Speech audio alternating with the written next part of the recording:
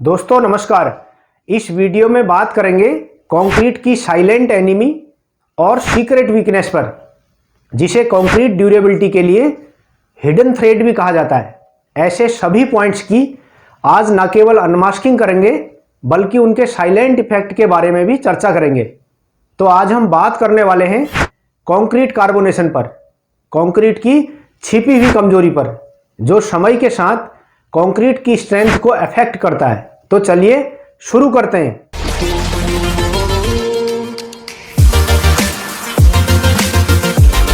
आइए बात करते हैं उस बड़ी वजह पर जो अच्छी खासी कंक्रीट को भी कमजोर कर सकती है।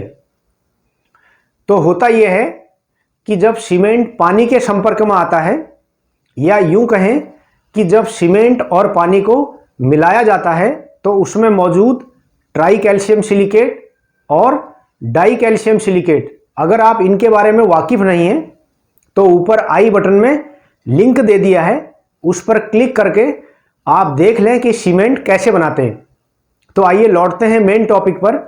तो जब सीमेंट और पानी को मिलाया जाता है तो उसमें मौजूद ट्राई कैल्शियम सिलिकेट और die calcium silicate chemically react करते हैं, और इस प्रोसेस के नतीजतन जो मेन कंपाउंड बनता है वो है कैल्शियम सिलिकेट हाइड्रेट, और बाई प्रोडक्ट के रूप में कैल्शियम हाइड्रोक्साइड का निर्माण होता है, जो कंक्रीट को मजबूत करने में अहम भूमिका निभाता है। इसके अलावा कैल्शियम हाइड्रोक्साइड के होने से ही कंक्रीट का पीएच लेवल मेंटेन रहता है, जो आमतौर पर 12 से 13 के बीच रहता है, और इसी पीएच वैल्यू के चलते कंक्रीट में एम्बेडेड सरिये सुरक्षित रहते हैं। लेकिन याद रहे, ये कैल्शियम हाइड्रोक्साइड पानी में सॉल्यूबल होता है।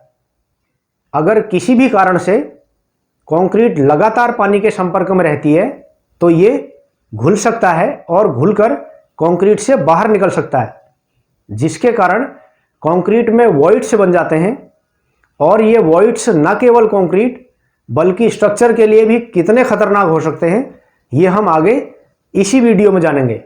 अब इसके दूसरे पहलू पर बात करते हैं और जानते हैं कार्बोनेशन क्या है। अभी हमने ऐसी कंक्रीट पर बात की थी जो पानी के संपर्क में आने से कमजोर हुई। अब जिस कंक्रीट का जिक्र होने वाला है, पहले उसके कुछ सैंपल्स देख लेते हैं, फिर आगे बढ़ते हैं। स्क्रीन पर चल रही इस वीडियो में यह साफ तौर पर देखा जा सकता है कि इस कंक्रीट सैंपल में बहुत सारे वॉइड्स मौजूद हैं, जो कंक्रीट के लिए खतरनाक तमाम चीज़ों को हिडन तौर पर न्योता देते हैं, जिनमें सबसे बड़ा और आसानी से उपलब्ध होने वाला मेहमान है कार्बन डाइऑक्साइड, जो इन छेदों के माध्यम से कंक्रीट में प्रवेश करता है और फिर वहाँ मौजूद नमी के साथ मिलकर कार्बोनिक एसिड बनाता है। फिर यह कार्बोनिक एसिड कंक्रीट में पहले से मौजूद कैल्शियम हाइड्रोक्साइड के साथ रिएक्ट करता है और नया कंपाउंड बनता है कैल्शियम कार्बोनेट। बस इसी के साथ कंक्रीट के पीएच लेवल का डाउनफॉल शुरू हो जाता है, जो समय के साथ साथ 12-13 से घटकर 8-9 के बीच पहुंच जाता है, और इस पूरे केमिकल प्रोसेस को ही कंक्रीट में कार्बोनेशन कहते हैं। आइए अब समझते हैं कि कार्बोनेशन कब होता है। कंक्रीट में जितनी पोरोसिटी और परमिबिलिटी होगी, उतनी जल्दी कार्बन डाइऑक्साइड कंक्रीट के अंदर प्रवेश करेगी।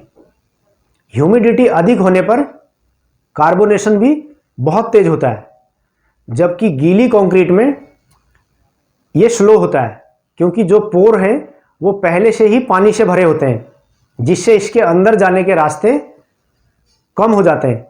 और सूखे कंक्रीट में भी ये बहुत स्लो होता है, क्योंकि इसमें इसे नमी नहीं मिल पाती। इसके अलावा ऐसी कंक्रीट जिसमें वाटर सीमेंट रेशियो सही ना हो, वो कंक्रीट भी कार्बोनेशन के लिए बहुत ज़्यादा सेंसिटिव मानी जाती है, यानी कि कार्बोनेशन होने की उसमें ज़्यादा संभावना रहती है। आइए अब समझते हैं कार्बोनेशन से क्या होता है।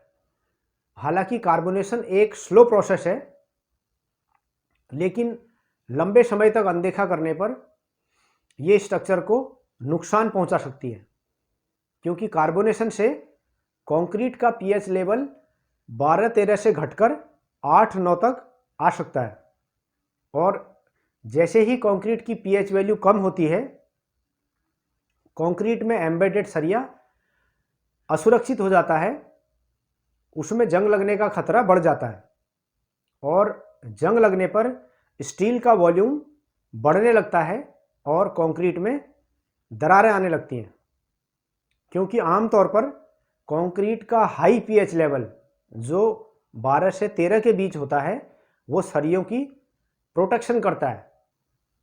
आइए अब समझते हैं कि कार्बोनेशन की पहचान और परीक्षण कैसे करें।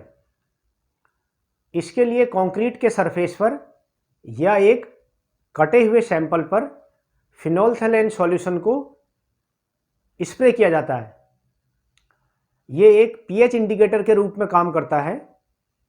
वैसे तो ये रंगहीन होता है, लेकिन जब इसे किसी घोल में मिलाया जाता है तो ये घोल के पीएच लेवल के आधार पर रंग बदलता है।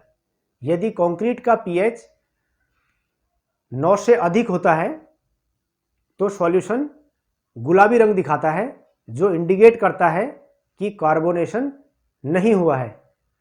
यदि कंक्रीट का पीएच कम है तो ऐसे में फिनोल्फ्थेलेन का रंग नहीं बदलता, यानी वह रंगहीन रहता है।